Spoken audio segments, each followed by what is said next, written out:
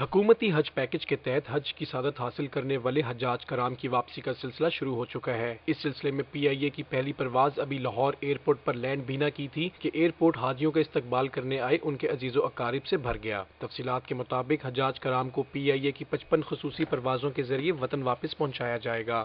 اس سلسلے میں جدہ سے آنے والی پہلی پرواز 468 حجاج کرام کو لے کر لاہور پہنچی۔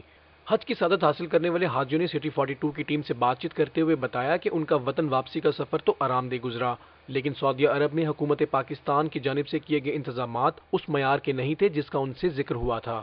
رہنے کا اور کیا کہیں گے اس کے متعلق آپ؟ پاکستانی امور تھے وہ بہت غلط تھے، جو انہوں نے کہا تھا وہ نہیں کیا، اور جو ان کو نہیں کرنا چاہیے تھا وہی انہوں نے کیا ہے، اور ان کی ہر حرکت جو تھی وہ غلط سے غلط ثابت ہوئی گئی۔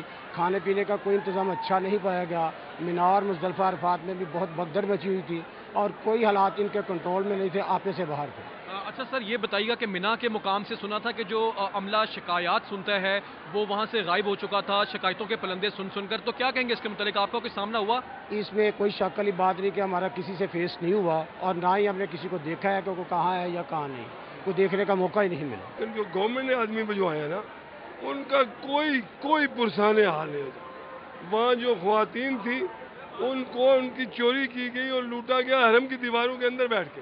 وہ بیچاری سوئی، کہیں ان کو سونے کی جگہ نہیں ملی تھی، تو ان کے سوتے ہوئے اس کے اوپر چادریں بچھا کے ان کے گھروں سے ہاتھ نکال لیے گئے، ان کے وہ جو پیٹیاں بندی ہوئی تھی وہ اتار لی گئی، اور رل گئے ہیں پاکستان کے وہ حاجی جن کو گورنمنٹ لے کے گئی تھی۔ پرائیویٹ کو بھی کوئی اشر ایسے یوں کا تھا، لیکن چلو پھر بھی یہ اپنا کوئی نہ کوئی ذمہ داری کرتے ہیں۔ یہاں پر جو 20,000 ایک جگہ اکٹھے ہوئے تھے حاجی، اور پاکستان کا کوئی ریپ گیا ہوا تھا، تو وہ کہہ رہے تھے کہ 20,000 حاجی ایسے ہیں پاکستانی جن کا کوئی انتظام رہائش کا اور کوئی کھانے پینے کا صحیح انتظامات نہیں۔ دوسری جانب اس پرواز کے ذریعے پرائیویٹ حج کرنے والے حاجیوں کے تاثرات حکومتی حج پیکج کے تحت جانے والے حجاج کرام سے برعکس دکھائی دیے۔ وہ سعودی عرب میں ان کے لیے کیے جانے والے انتظامات سے قدرے مطمئن دکھائی دیے۔ اور میں یہاں لاہور کا ایک سکھیرا گروپ کے نام سے پرائیویٹ طور پہ وہ کام کرتے ہیں، ان کے ساتھ جانے کا اتفاق ہوا ہے۔ انشاءاللہ انہوں نے بہت اچھا ہمارے ساتھ تعاون کیا ہے، ہر طرح سے انہوں نے سہولتیں دی ہیں، قدم قدم کے، یہاں تک کہ کھانا ہم نے کھایا، برتن انہوں نے اٹھوائے، اور بہت ہر قسم کی انہوں نے ہمیں سہولتیں دی ہیں۔